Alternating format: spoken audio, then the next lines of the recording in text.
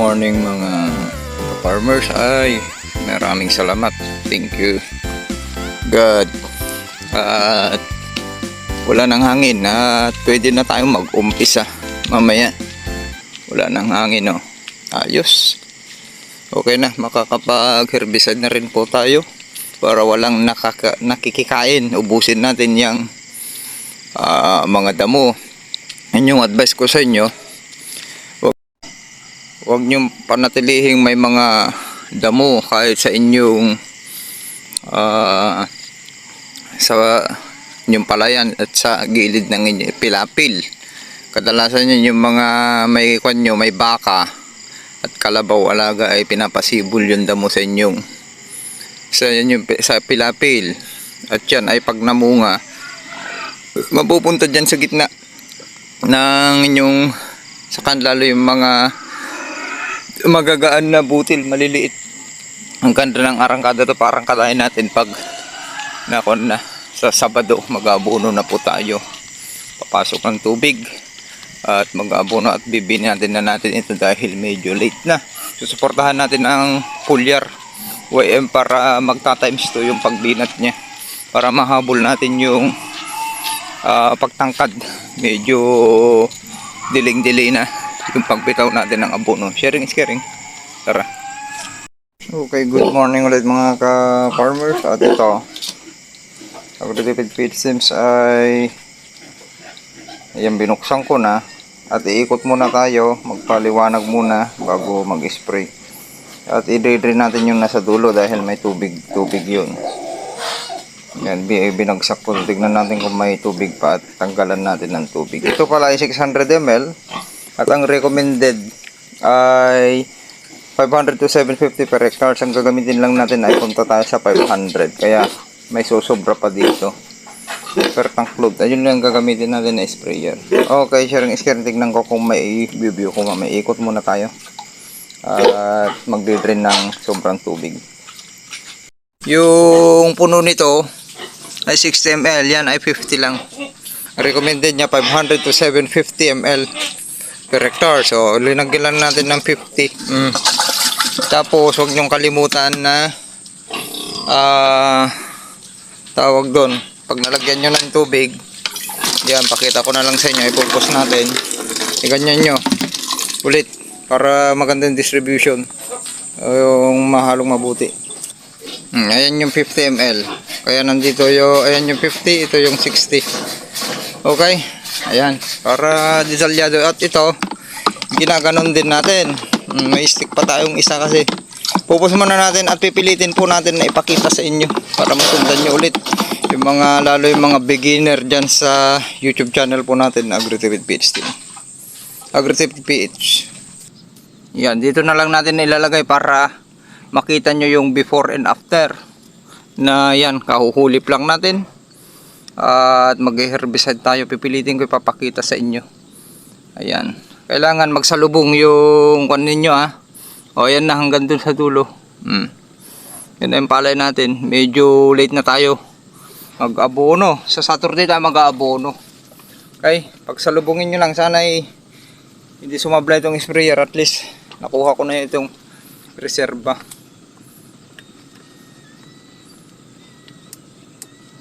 Mandar ka na. Ayaw na mo mandar. Pause mo na. Ayaw mandar. Okay na. May bumara. Okay. Bangkit spray, ha.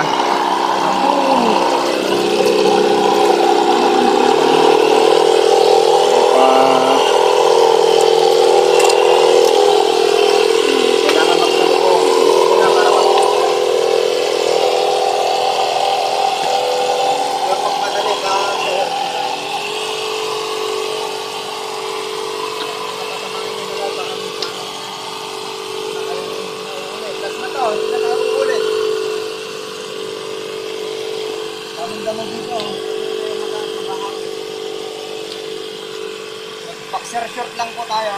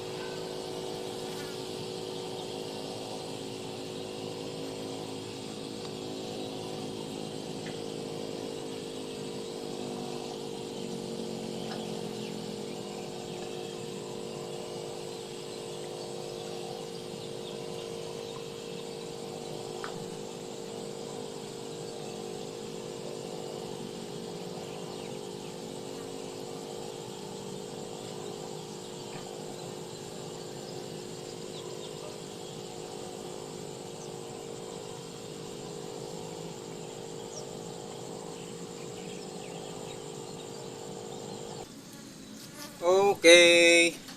Tapos na yun nasa gubat. Yun lang yung load natin. No? Halos kwan lang ito. Hanggang dito, hanggang doon. Halos 2,000 yung kaya niya. Baka 6 loads lang po tayo. Okay, sharing para mabilis. Ikakat na po natin. At dino tayo sa gitna. Ganun lang. Tapos, padaan na lang kasi doon sa malalim na bahagi. Halos pinapadaanan ko na lang konti. Mabilis na yung lakad ko doon.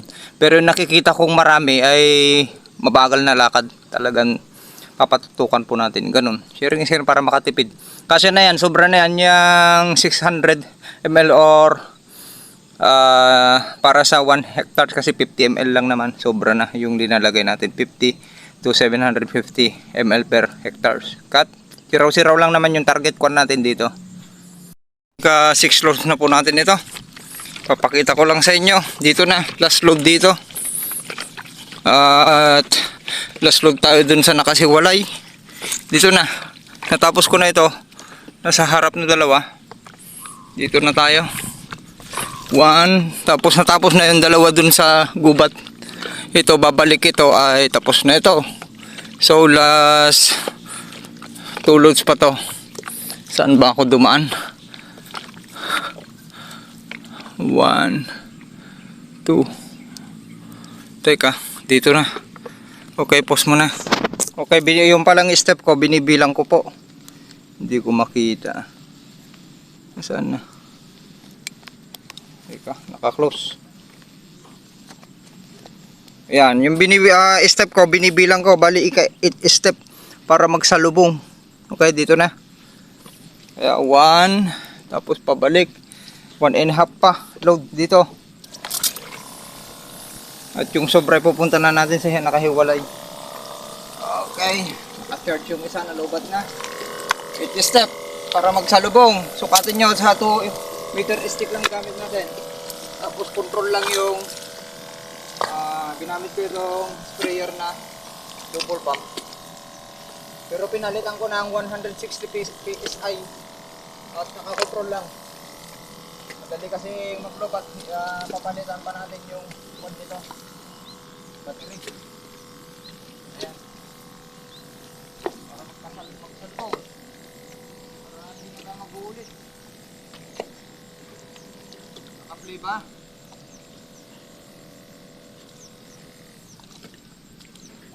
Teka. Hindi ko ata napindot yung play.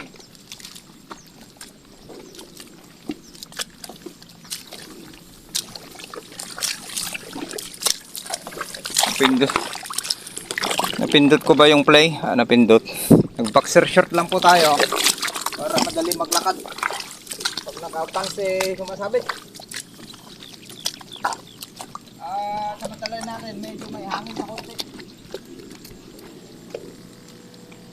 Dapat walang hangin para mansay.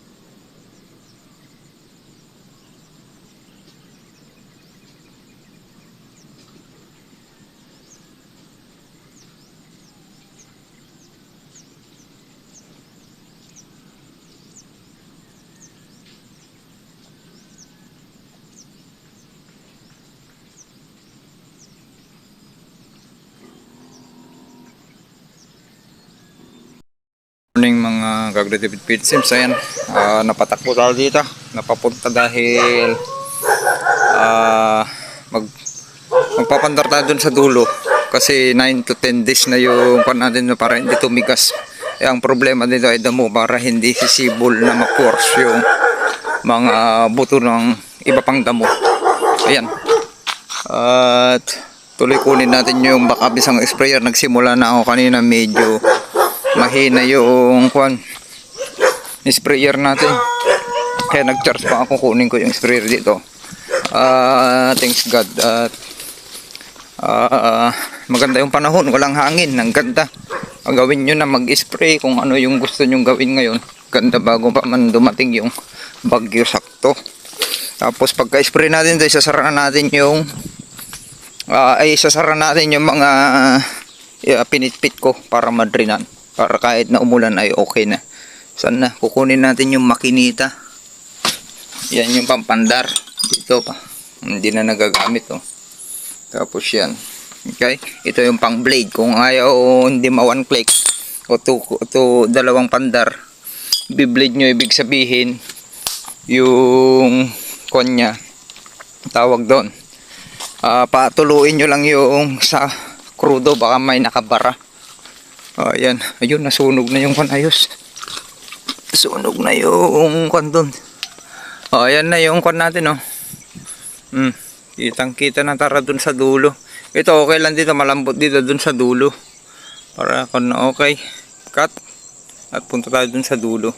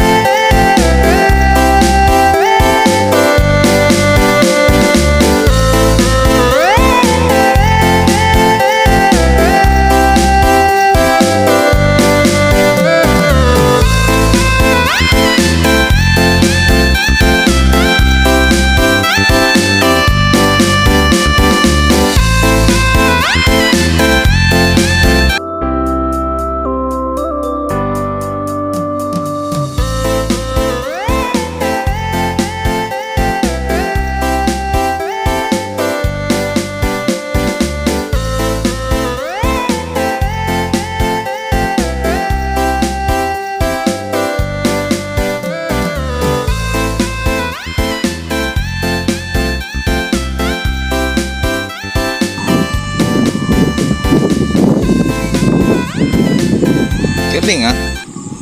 Luwang. Nagahan po natin para makapag-ayos pa tayo ng pilapil bago tayo pupunta dun sa Quezon. Para matapos natin yung